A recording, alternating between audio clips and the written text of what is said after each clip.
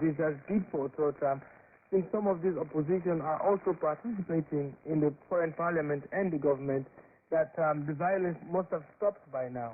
Yes, but let's remember that the opposition is not a united opposition.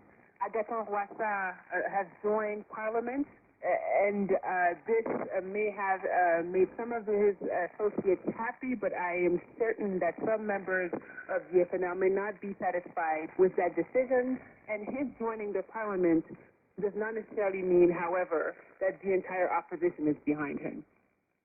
Yolande Booker, intelligence analyst with the Institute for Security Studies.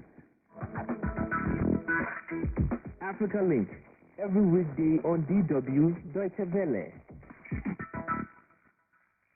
A court in Ghana has sentenced a 36-year-old man for attempting to assassinate the President John Mahama. Last week, the man, Charles Antwi, went to the Assemblies of God Church, where Mahama attended Sunday prayer services with a pistol hidden in his pocket. Mahama's guards detected the gun, and Antwi was arrested before he could pull the trigger. He is believed to be mentally ill, but his attempt to kill the president has triggered a debate on Ghana's gun laws. Isaac Kalechi reports. The convicted man, Charles Antwi, was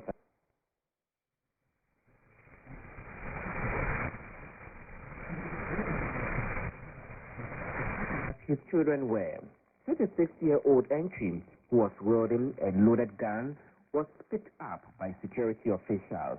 He reportedly said during interrogation that he wanted to become president, and the only way to do that was to kill the sitting president. An officer of Ghana and a lawyer, Godwin Tamaklo, was present at the 30-minute trial. He explains what led the judge jailing Antwi for 10 years. The accused person had put in place some preparatory work, and the judge then came to the conclusion that on the totality of this, and that if he has succeeded, the security implications to the state, the offense is one that carries a maximum sentence of 10 years. The suspect had no legal representation, and prosecutors had sought for more time to complete their investigations after relations of Charles Antwi said he had a history of mental illness. Kwame Opoku is a brother of the convicted man.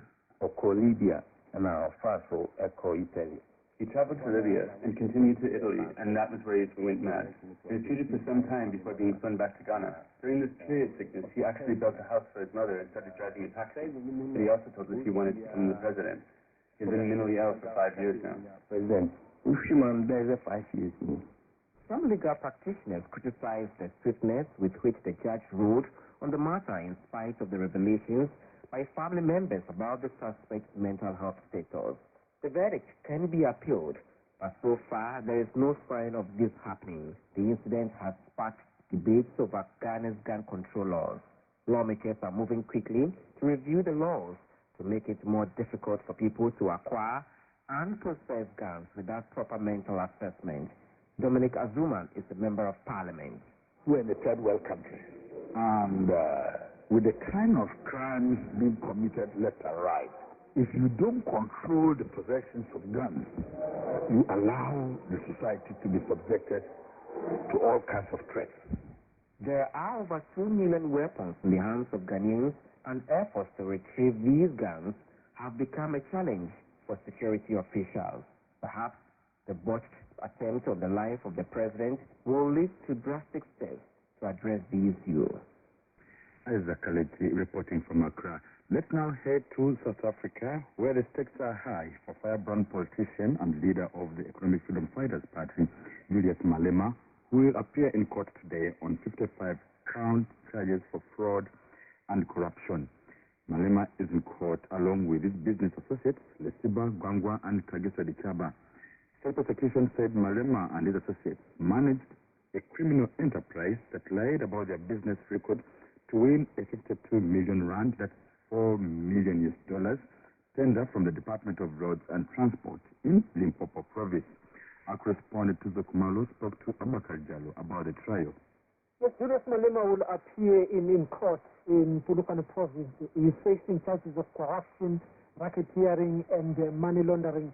These charges are just complicated. Malema has a family trust called Ratanang, and this family trust owns some 50% shares in a company called Plaza Investment. And this builder investment accounts 43% of shares in a company called On-Point Engineering.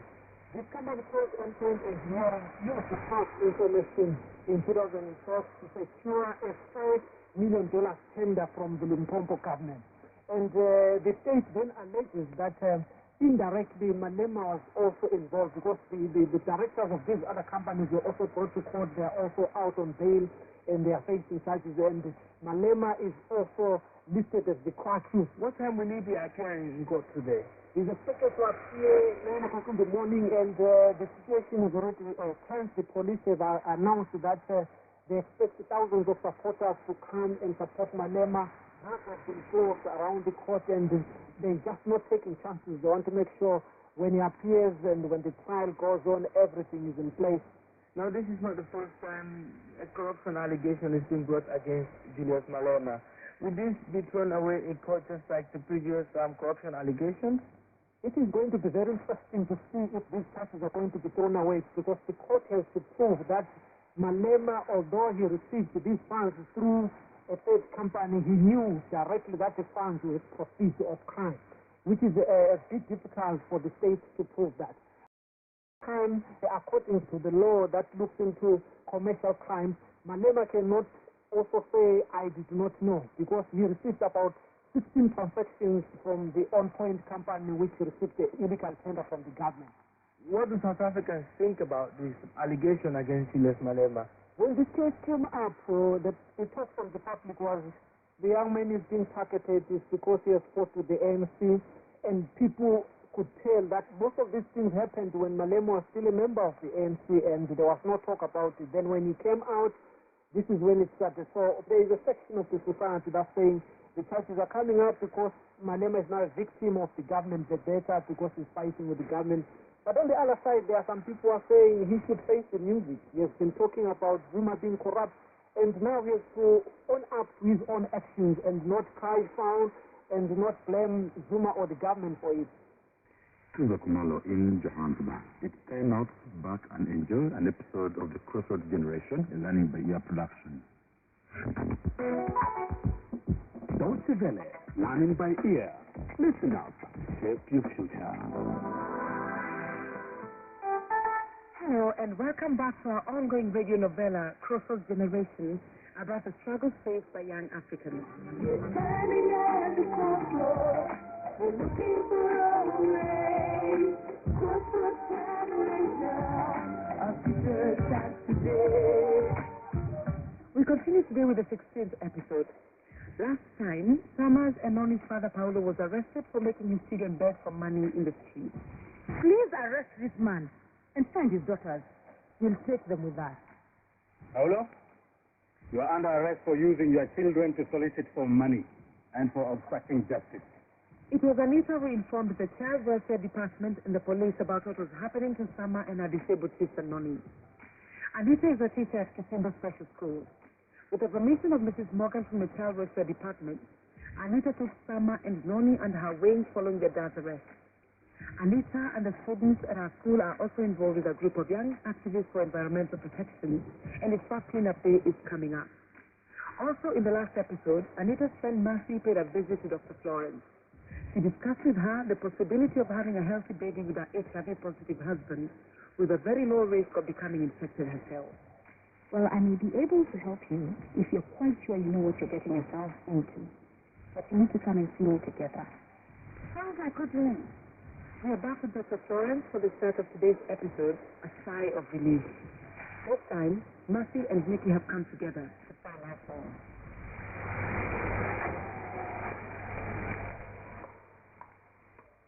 Hello, I'm Dr. Florence.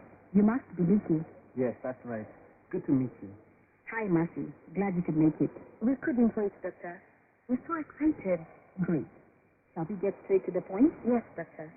I've already told Nikki about what you said last time. Nikki, I assume you're on ARV? You mean antiretrovirals? The medicine to control the HIV infection? Yes. And Mercy always makes sure I take the drugs on time. Good. The ARVs help to reduce your viral load. This is the amount of HIV in your blood. The lower it is, the better. Now, before we go any further, there are a few things you need to know. Yours is a special kind of relationship. Well, there are several ways of dealing with your situation. We have to make sure that we protect the uninfected from infection. This means that you two should continue practicing safer steps using condoms. Yes, doctor. As regards the actual conception, two options are available. One is the natural way, meaning intercourse. If you choose this way, Matthew, we'll have to start you on your own therapy. We call it pre-exposure prophylaxis. And what's that? It's a therapy where you take a pill daily to reduce your chances of getting infected. Really?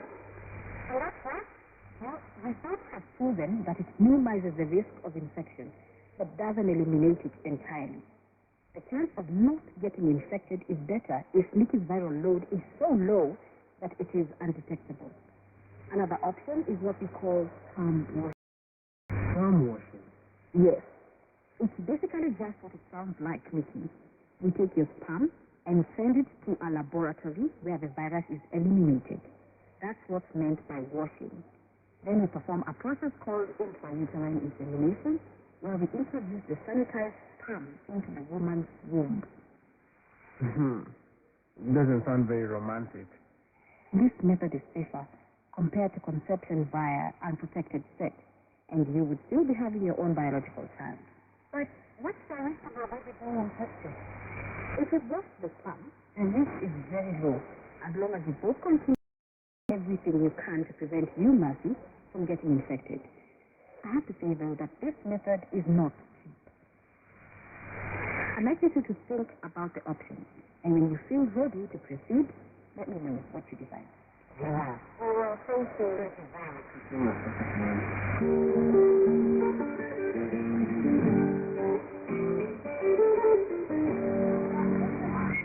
So, Mr. Smogan, you've seen the improvements we have made at our school since your last visit. I hope the child will satisfactorily through. Well, Director Babu, it was a very important task and a great responsibility. Taking care of children with special needs. And I'm impressed with the things that changed. For example, the ramps were put in to make the school more accessible. We have to thank Anita for that, madam. Since she came to work with us, a lot of things have changed around here. She thinks not right from Texas. You flatter me, Director. You deserve it, Anita. Your idea that we should integrate special students without us seems to be working well. The children with special needs are catching up with the others bit by bit. And the interaction between the children has positive effects on them all. Anita, how's Ronnie doing? She loves it here. It's only been a customer phase, but she's already picking up more words. I think she's learning a lot now. She's finally able to interact with others. And her sister Summer has been helping too, ever since she joined the school. Great. I have to go now, but we'll come and check up on you from time to time. Okay. Thank you, Mrs. Morgan. Not at all. Goodbye. Goodbye. Goodbye. Anita, really? If you hadn't come and made all those suggestions, the school would have been closed down. I don't know how to thank you. Well, if you don't mind, there's a favor I'd like to ask. Anything? Remember the cleanup activity I mentioned for Dance Environmental Project? Yes. You still haven't given me a final answer, and the day has come. Oh, it's today. In the afternoon, yes. Okay. I agree that our students may join in. I think it will be a very useful activity.